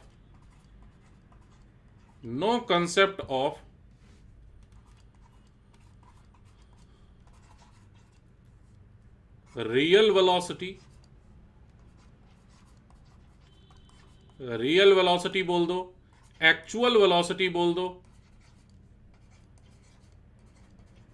मतलब सच में आखिर पेड़ पीछे जा रहा है कि तुम आगे जा रहे हो, इसका कोई जवाब नहीं है। ठीक है, ट्रेन में अगर आप बैठे हुए हैं और ट्रेन के बाहर खिड़की में देख रहे हैं आप पेड़ पीछे जा रहा है, तो आपके रेस्पेक्ट में पेड़ सच में पीछे जा रहा है और पेड़ के रेस्पेक्ट में आप सच में आगे जा रहे हैं। ये दोनों ही इंफॉर्मेशन सही है, दोनों ही स्टेटमेंट सही है और जरा सा भी कोई त्रुटि नहीं है। हल्का सा एक गलत है, नहीं नहीं नहीं, दोनों ही एकदम सही है। ठीक है, तो रियल वेलोसिटी, एक्चुअल वेलोसिटी, या मान लो एब्सोल्यूट वेलोसिटी कई जगह लिखा रहता है,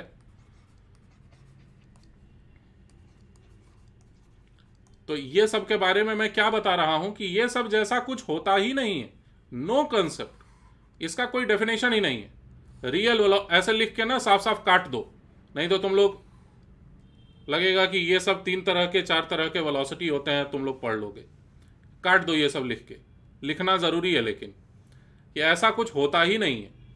ठीक है, चलिए तो और आगे बढ़ते हैं हम लोग और समझते हैं कि चलो एक और काम, एक बार मैं डिफाइन कर देता हूं फ्रेम ऑफ रेफरेंस। लिखिए, फ्रेम ऑफ रेफरेंस ये क्या होता है, इसका हिंदी में तो मतलब मैं नहीं जानता, आप गूगल की मदद लीजिएगा। रेफरेंस में RA होता है, फ्रेम ऑफ रेफरेंस, इसको मैं डिफाइन करता हूं। देखो, अच्छा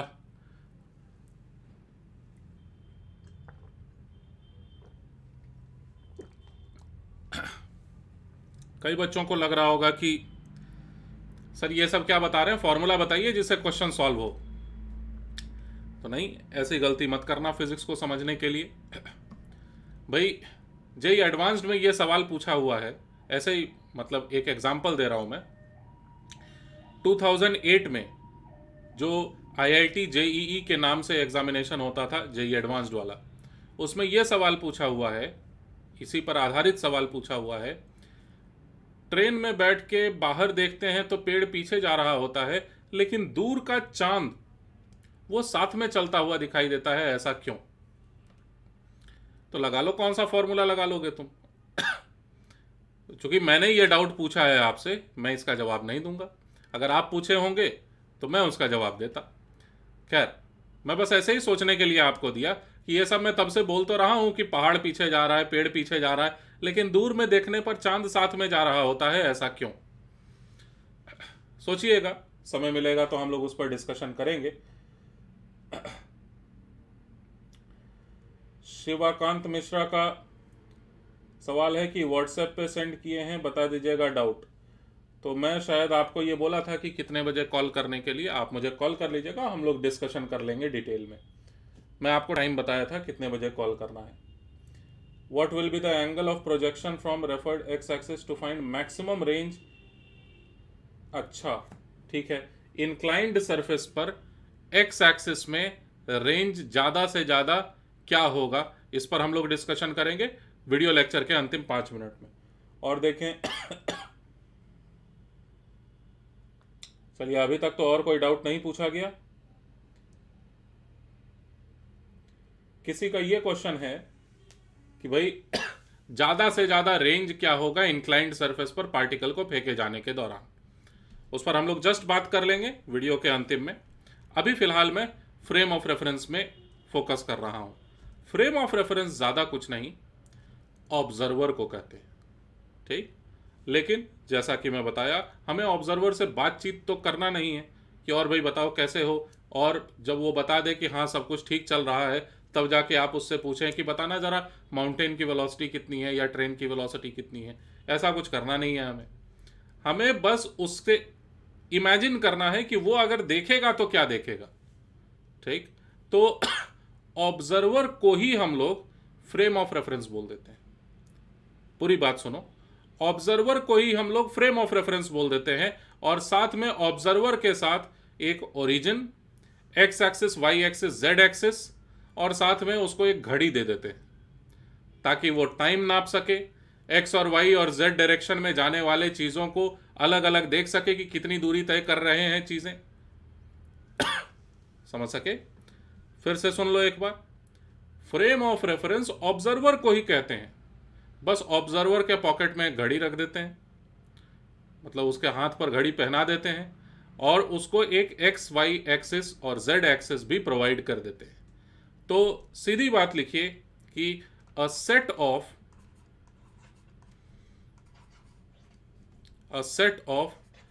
x y and z axis along with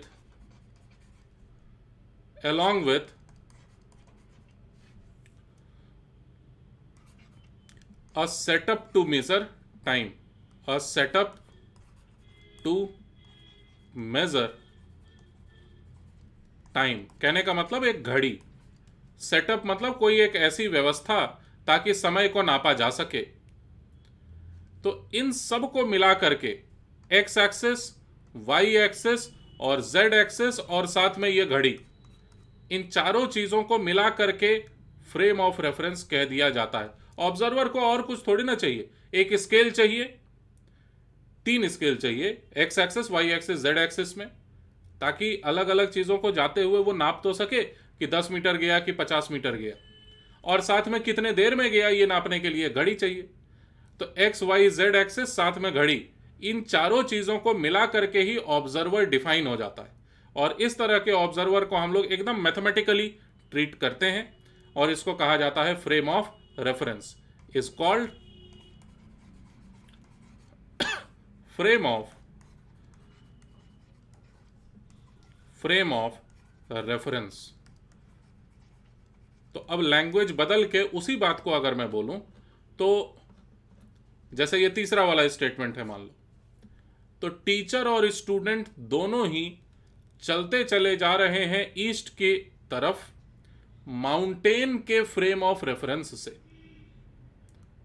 ठीक है, माउंटेन वेस्ट की तरफ उल्टी दिशा में चलते चला जा रहा है स्टूडेंट और टीचर के फ्रेम ऑफ रेफरेंस में, या ट्रेन के फ्रेम ऑफ रेफरेंस में। ट्रेन के फ्रेम ऑफ रेफरेंस में माउंटेन वेस्ट की तरफ चलते चला जा रहा है। समझ गए बात? तो ऑब्जर्वर को ही हम लोग फ्रेम ऑफ रेफरेंस कहते हैं। थोड़ा मैथमेटिकल बात हो जाती है फिर। ठीक, आगे बढ़ते हैं। अच्छा, अगर हमेशा ये बताना जरूरी है कि किसने ऑब्जर्व किया, तो आज तक हम लोग ऐसा क्यों बोलते थे कि एक पार्टिकल है, इसको फेंक दिया गया 60 मीटर पर सेकेंड से। प्रोजेक्टाइल मोशन अभी अभी हम लोग सीख रहे थे, तो यहां पर क्यों नहीं बताया गया कि ये वेलोसिटी किसके रेस्पेक्ट में? ऐसा इसलिए बताना चाहिए था। ठीक, ये 60 मीटर पर सेकेंड की वेलोसिटी आखिर किसने ऑब्जर्व किया?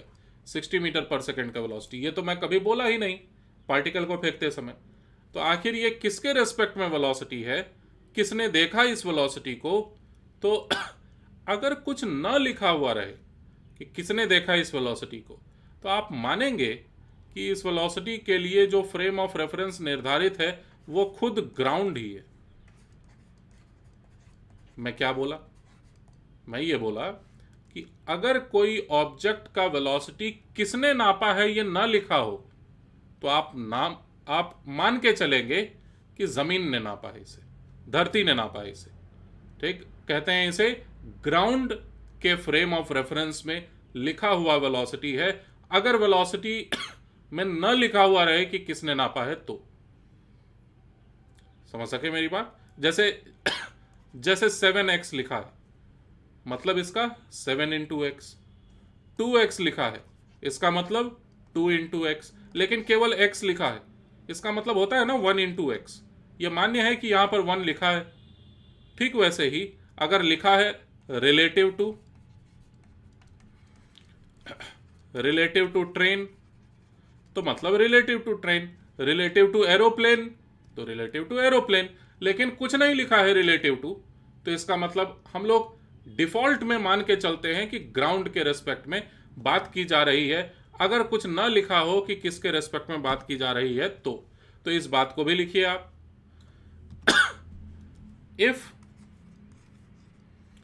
if frame of reference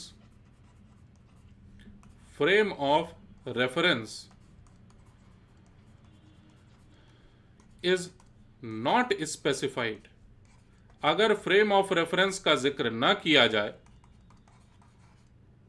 किसी क्वेश्चन में, तो आप ये मान के चलेंगे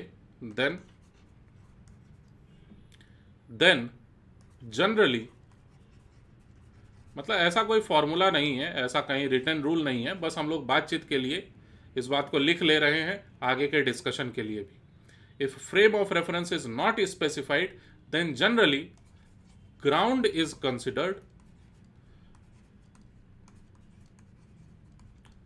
considered the required frame of reference।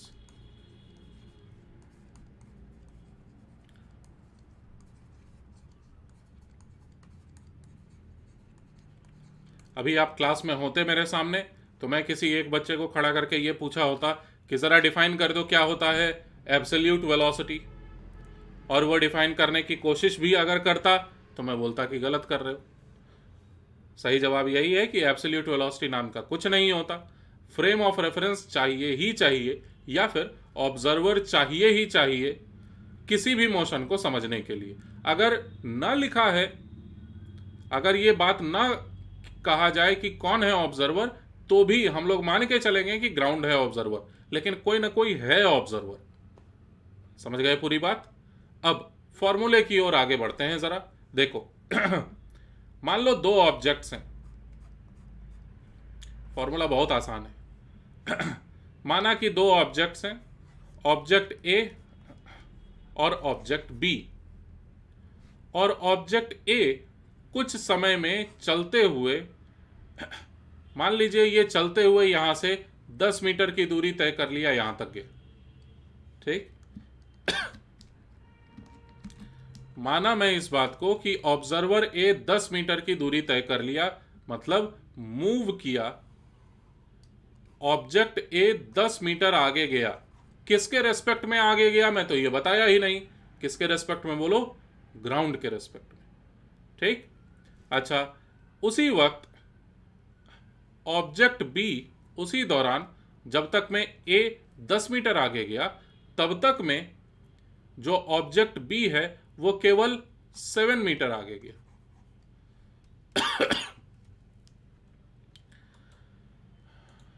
Object B 7 metre आगे गया। तो कहा यह जाता है, लिखने का तरीका देखना, सिर्फ लिखने का तरीका मैं आपको सिखा रहा हूं पहले।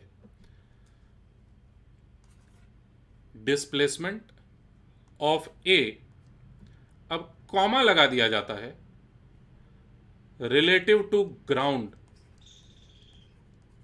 मतलब जिस चीज को देखते हैं उसको पहले लिखा जाता है, यह माना जाता है ऐसा, यह लिखने का तरीका है कि जो भी चीज को पहले देखा जा रहा है उसको यहां पर पहले लिख दिया जाता है। यह रहेगा ऑब्जेक्ट, और ग्राउंड खुद कहलाएगा ऑब्जर्वर। इसको शॉर्ट में लिखने का यह तरीका है। और अगर वेक्टर क्वांटिटी है यानी डिस्प्लेसमेंट की तो बात कर रहे हैं, तो ये ऊपर में एरो भी लगाना जरूरी है। तो डिस्प्लेसमेंट कितना है ए का, वो है, मान लीजिए इसको मैं मान लेता हूं एक्स एक्सिस, ठीक, इसी दिशा को एक्स एक्सिस मान लिया। तो डिस्प्लेसमेंट ऑफ ए ये कितना लिखा जाएगा ग्राउंड के रेस्पेक्ट में? 10 मीटर आई कैप के बराबर। तो बोलोगे सर इसमें फॉर्मूला कहाँ है? फॉर्मूला अभी आएगा, लेकिन अभी लिखने का तरीका बताया मैं। सिमिलरली इसका मतलब समझो क्या हुआ, displacement of b comma ground. इसका क्या मतलब हुआ? इसका मतलब हुआ बी के डिस्प्लेसमेंट के बारे में बात कर रहे हैं जमीन से देखे जाने पर, तो ये इस बार निकल के आएगा 7 मीटर, जैसा कि दिया हुआ था। क्या ये नोटबुक में बनाना जरूरी है? बहुत ज्यादा। ठीक है, इसको बनाना है आपको। और अब देखो नया चीज लिख रहा हूं मैं, यहीं से इस टॉपिक की शुरुआत होती है। अब जो मैं इक्वेशन लिखने जा रहा हूं उसी से, इसके पहले तो केवल इंट्रोडक्शन था। डिस्प्लेसमेंट ऑफ ए, लेकिन बी के रेस्पेक्ट में। बी अगर खुद ऑब्जर्व करने लगे तो बी क्या देखेगा ये आपको समझना है। पहले बी क्या देख रहा था, ध्यान से समझो। पहले बी ये देख रहा था कि अरे ए तो ठीक सामने में है, ये रहा ए, देखेगा ना ऐसे। लेकिन कुछ समय बाद जब तक मैं ए 10 मीटर आगे चला गया और बी केवल 7 मीटर आगे जा पाया, तो ये बी है ना, तो बी ये पाएगा कि कुछ समय बाद ए कितना आगे बढ़ा है, 10 मीटर नहीं, केवल 3 मीटर। यही पूरी बात है रिलेटिव वेलोसिटी की। अगर इस बात को समझ गए, चैप्टर खत्म। इसके अलावा कुछ भी नहीं है चैप्टर में। इससे भी सिंपल समझो, तुम्हारे पास 110 रुपए हैं, मेरे पास 100 रुपए हैं, तो मैं अगर नापूं तुम्हारे पास कितना पैसा है, मैं नापूंगा तुम्हारे पास 10 रुपए एक्स्ट्रा है। जो एक्स्ट्रा होता है केवल वही गिनाता है फिजिक्स में। रिलेटिव वेलोसिटी का बस मतलब यही है, या रिलेटिव डिस्प्लेसमेंट का भी मतलब बस यही है कि तुम्हारे पास मुझसे ज्यादा कितना है, इसी बात को नापना है। तो बी अगर नापना शुरू करेगा कि आखिर ए कितना गया, ठीक है, तो चलो इस पर और ज्यादा बात करते हैं। मुझे पता है बहुत ज्यादा आसान सी बात है, लेकिन बावजूद इसके, अब असल में वीडियो रिकॉर्ड हो रहा है ना, तो फ्यूचर में अगर आपको जरूरत पड़ेगा तो भी आप इसी वीडियो पर आकर के देख रहे होंगे, रिलेटिव वेलोसिटी की सबसे बेसिक बात को समझ रहे होंगे। मान लो कि ये एक स्केल है, स्केल की तो जरूरत पड़ेगी ना किसे, ऑब्जर्वर को। ये एक स्केल है, और ये जो स्केल है इसमें लिखा हुआ है 1 सेंटीमीटर, 2 सेंटीमीटर, 3 सेंटीमीटर, या मीटर में जो कुछ भी। तो अब समझना जरा, इमेजिन करना डिफिकल्ट होने वाला है तुम्हारे लिए। पहले क्या था,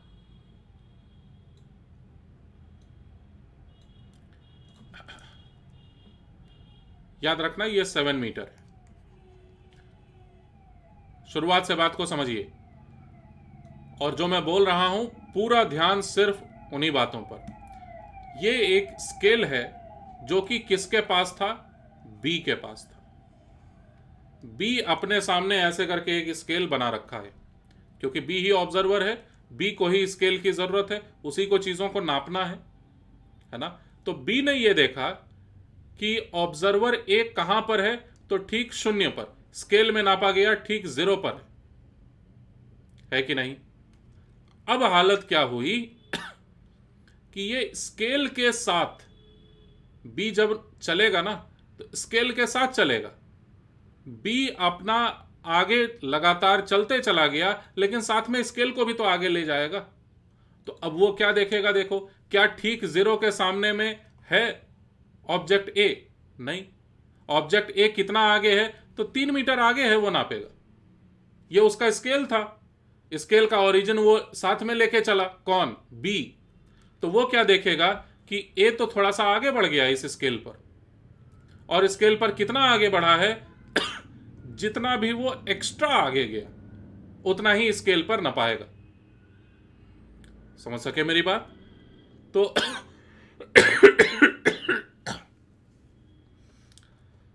ज्यादा चिल्ला देता हूं मैं। Displacement of A with respect to b क्या नापा जाएगा कि 10 मीटर आई कैप में घटा देना रहेगा 7 मीटर आई कैप को। तो फाइनल आंसर बना हमारे पास 3 मीटर आई कैप, और यही 3 मीटर का डिस्प्लेसमेंट है जो कि बी नापेगा ए का। ये मैं लिखा था पहले ही कि ये इस बार ऑब्जेक्ट है, और ऑब्जर्वर कौन है, तो बी ऑब्जर्वर है।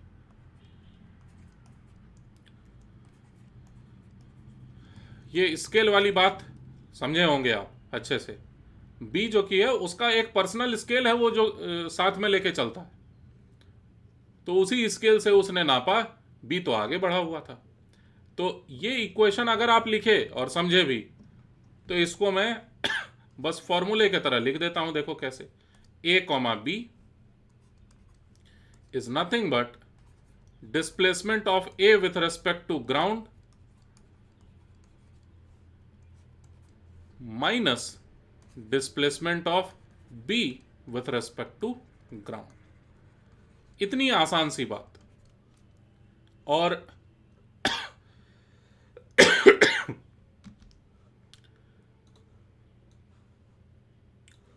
ये पूरा एक तरह से रिलेटिव वेलोसिटी का सबसे फंडामेंटल फॉर्मूला है। ठीक, कि अगर आप चीजों को पिछली बार ग्राउंड से देखे थे और अब आप समझना चाहते हैं बी के रेस्पेक्ट में क्या हालात होंगे, तो आप इस एक्सप्रेशन का इस्तेमाल करते हैं। मतलब माउंटेन के रेस्पेक्ट में टीचर को भी देखे थे, ट्रेन में बैठा था टीचर, माउंटेन के रेस्पेक्ट में टीचर को भी देखे थे, माउंटेन के रेस्पेक्ट में स्टूडेंट को भी देखे थे। अब जानना चाहता हूं टीचर के रेस्पेक्ट में क्या हालात होंगे, तो आप इस तरह के इक्वेशन का इस्तेमाल करेंगे। ठीक, ऐसा लिखने के तुरंत बाद आप लिखिए differentiating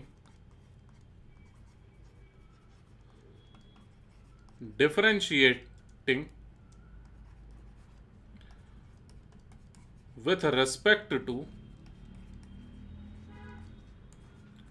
differentiating with respect to time.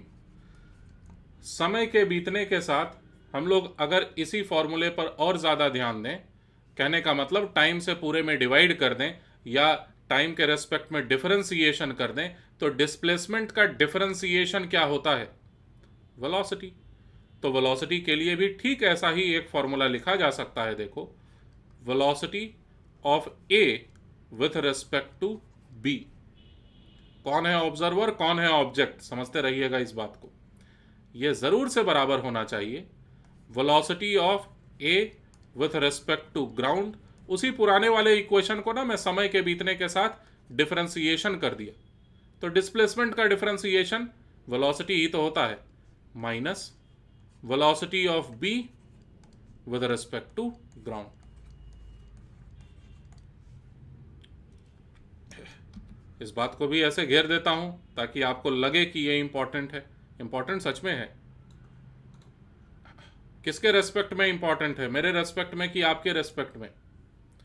आपके रेस्पेक्ट में।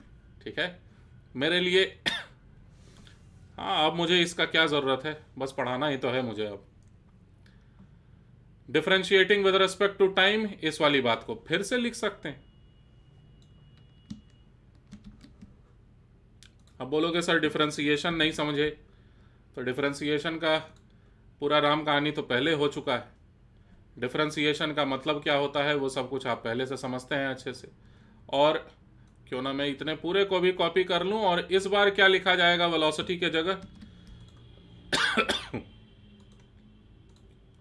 इस बार वेलोसिटी के जगह लिखा जाना चाहिए एक्सेलरेशन। यही बात एक्सेलरेशन तक भी वैलिड है, और एक्सेलरेशन के डिफरेंशिएशन को भी अगर करेंगे तो भी इक्वेशन वैलिड है, लेकिन उसका कुछ नाम नहीं है। ठीक है, तो ये इक्वेशंस वैलिड। आगे बढ़े। तो ये था रिलेटिव वेलोसिटी का एकदम बेसिक कंसेप्ट। इस पर क्वेश्चंस हम लोग अभी नहीं कर रहे हैं। हम लोग नेक्स्ट वीडियो लेक्चर में हम लोग relative velocity, displacement, relative displacement और रिलेटिव एक्सेलरेशन, इन सब पर डिस्कशन करेंगे। अभी फिलहाल जरा मैं पहले जो बोला था, जो रेंज का फॉर्मूला हम लोग निकाले हैं ना,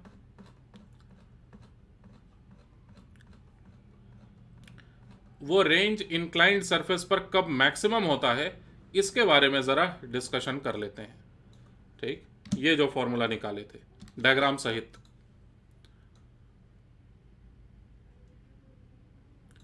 ये रिलेटिव वेलोसिटी को अब थोड़ी देर के लिए होल्ड में डाल रहा हूं मैं। इस पर डिस्कशन अब हम लोग अगले वाले वीडियो लेक्चर में कर रहे होंगे। आप और अच्छे से प्रिपेयर हो जाइए, चीज़ों को रिवाइज कर लीजिए, ताकि क्वेश्चंस तेजी से आप समझते हुए कर सकें। ये इंक्लाइंड सरफेस पर हमने कैलकुलेट किया था रेंज, और अब मैं बात कर रहा हूं इंक्लाइंड सरफेस पर होने वाला रेंज का मैक्सिमम वैल्यू। मैक्सिमम किसके टर्म्स में, मतलब क्या क्या चीजें फिक्स हैं, क्या क्या चीजें वेरिएबल हैं। तो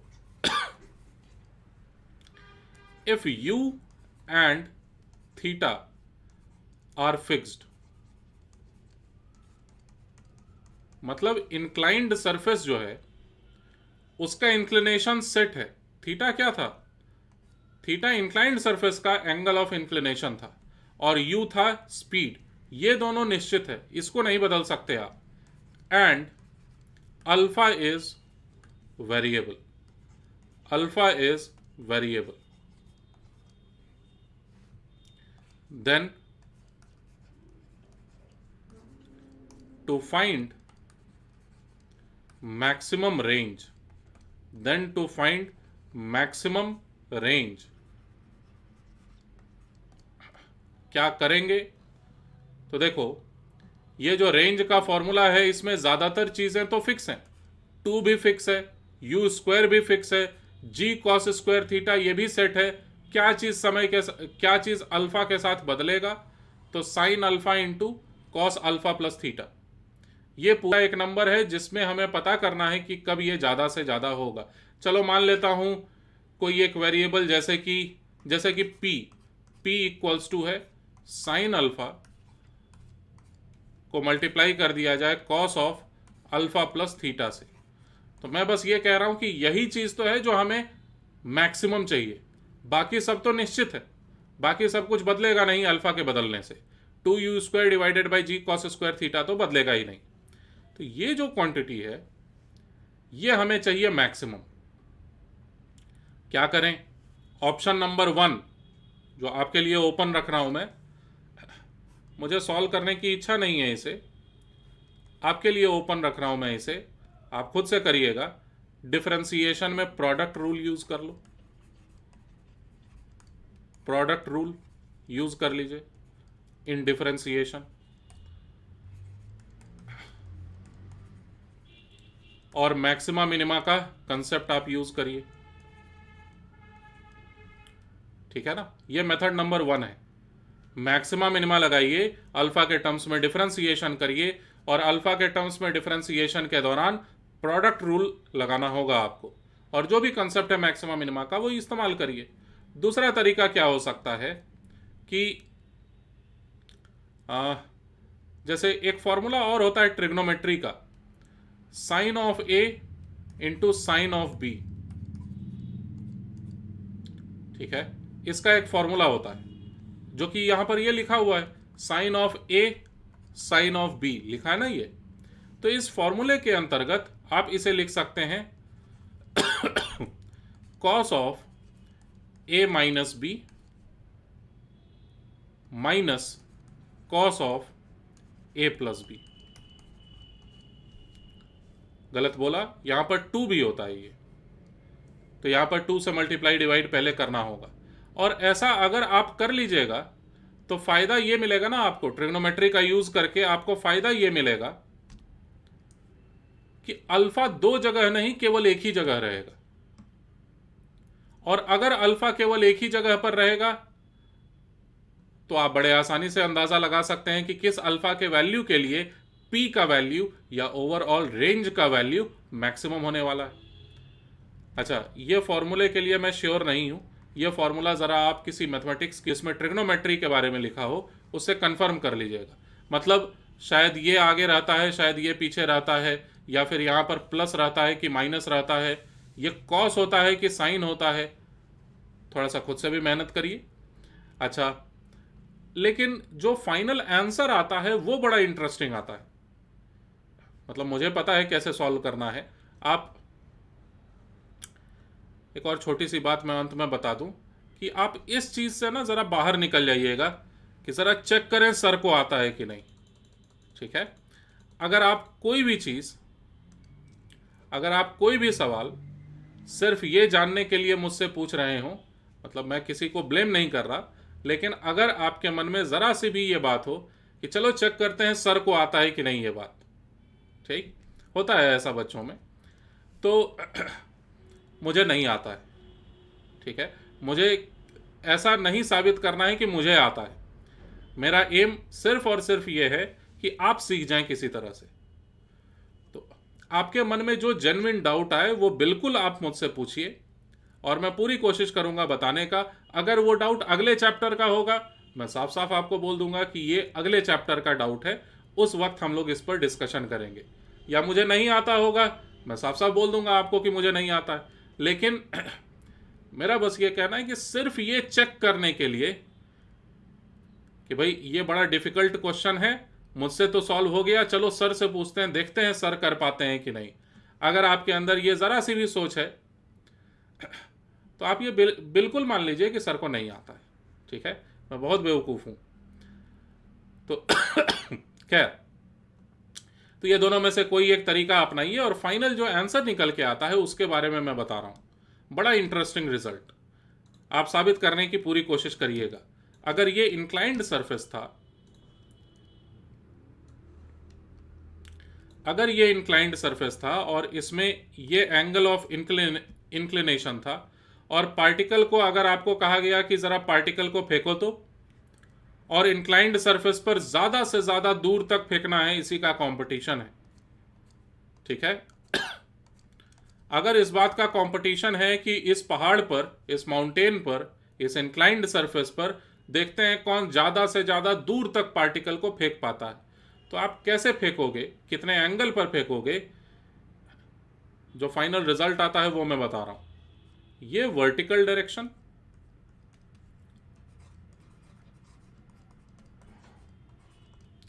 ठीक है, और ये इंक्लाइंड सरफेस का डायरेक्शन, ये इंक्लाइंड सरफेस का डायरेक्शन, इन दोनों के बीच में जो एंगुलर बाइसेक्टर होगा, बिल्कुल ठीक इनके बीच में जो एंगुलर बाइसेक्टर होगा, एंगुलर बाइसेक्टर मतलब इस एंगल का ठीक आधा, ऐसे करके फेंकना सबसे ज्यादा फायदेमंद होता है रेंज ज्यादा से ज्यादा रखने के लिए। समझ सके मेरी बात? कहने का मतलब फिर से मैथमेटिकली अगर आप देखिएगा कि कितना आंसर आएगा मैक्सिमम रेंज के लिए, अल्फा क्या होना चाहिए, तो अल्फा का वैल्यू निकल के आएगा आपके पास। ये जो कुछ भी एंगल है ना, ये एंगल, ये कंप्लीट यहां से यहां तक का एंगल कितना है, ये 90 डिग्री माइनस थीटा, उसका जस्ट आधा, यानी 90 डिग्रीज माइनस थीटा का जस्ट आधा, ठीक है। और यहां पर भी वो बात, गजब की बात फॉलो होती है कि ठीक ऊपर अगर आप फेंकोगे तो सीधे पार्टिकल जाएगा और यहीं पर आ जाएगा, और अल्फा का वैल्यू 0 के साथ फेंकोगे तो भी यहीं पर गिरेगा। फिर पार्टिकल को ऐसे फेंकिएगा तो यहां तक जाएगा, पार्टिकल को अलग अलग तरह से फेंकिएगा तो अलग अलग जगहों पर जाके गिरेगा। ऐसा एक डायग्राम बनाया था, आपको याद होगा। तो ऐसा डायग्राम यहां पर भी बनाया जा सकता है, लेकिन जेईई मेंस, नीट, ये दोनों एग्जामिनेशन के लिए जितने का जरूरत था उससे 10% ज्यादा करके या 20% ज्यादा करके मैं आपको पूरी बात बताया, है ना। अब पूरी तरह से निर्भर करता है कि आप कितने ज्यादा नंबर ऑफ क्वेश्चंस को सॉल्व करते हैं, है कि नहीं। तो आप ज्यादा से ज्यादा क्वेश्चंस को सॉल्व करिए। अगर आपको ऐसा लगेगा चैप्टर के कंप्लीट होने के बाद, अगर आपको ऐसा लगेगा कि आपने पूरी तरह से प्रिपेयर कर लिया है चैप्टर, 100% कॉन्फिडेंट हैं अगर आप, तो कॉन्फिडेंस को तोड़ने के लिए आप मुझसे मदद ले सकते हैं। आगे आप समझदार हैं। अगले वीडियो लेक्चर में हम लोग बात कर रहे होंगे रिलेटिव वेलोसिटी पर आधारित बेसिक क्वेश्चंस। उसके अगले वीडियो लेक्चर में बात कर रहे होंगे जो स्टैंडर्ड तरह के क्वेश्चंस होते हैं, जैसे कि चलते हुए छतरी को कितने एंगल पर रखा जाए ताकि बारिश से बच सके, जैसे कि नदी को पार करना है और नदी में पानी में बहाव है, एटसेट्रा। जो इस तरह के क्वेश्चंस होते हैं उस पर हम लोग डिस्कशन करेंगे। और उसके नेक्स्ट वीडियो लेक्चर में रिलेटिव वेलोसिटी पर और जो मुझे आता है थोड़ा सा मैं वो बताने की कोशिश करूंगा, ठीक। तो आगे 3 लेक्चर्स और रहेंगे रिलेटिव वेलोसिटी पर, और दूसरे वाले लेक्चर में, यानी अभी जस्ट नेक्स्ट वाला लेक्चर और उसके बाद वाला लेक्चर, उसमें मैं आपको रिलेटिव वेलोसिटी पर आधारित एक असाइनमेंट दूंगा करने के लिए, ठीक है ना। और 3 लेक्चर्स में हम लोग, या हो सकता है बहुत अधिक 3.5 या 4 लेक्चर भी लग जाए, प्रोजेक्टेड ये है कि 3 लेक्चर्स में हम लोग रेस्ट एंड मोशन चैप्टर को अच्छे से कंप्लीट कर लेंगे। ठीक,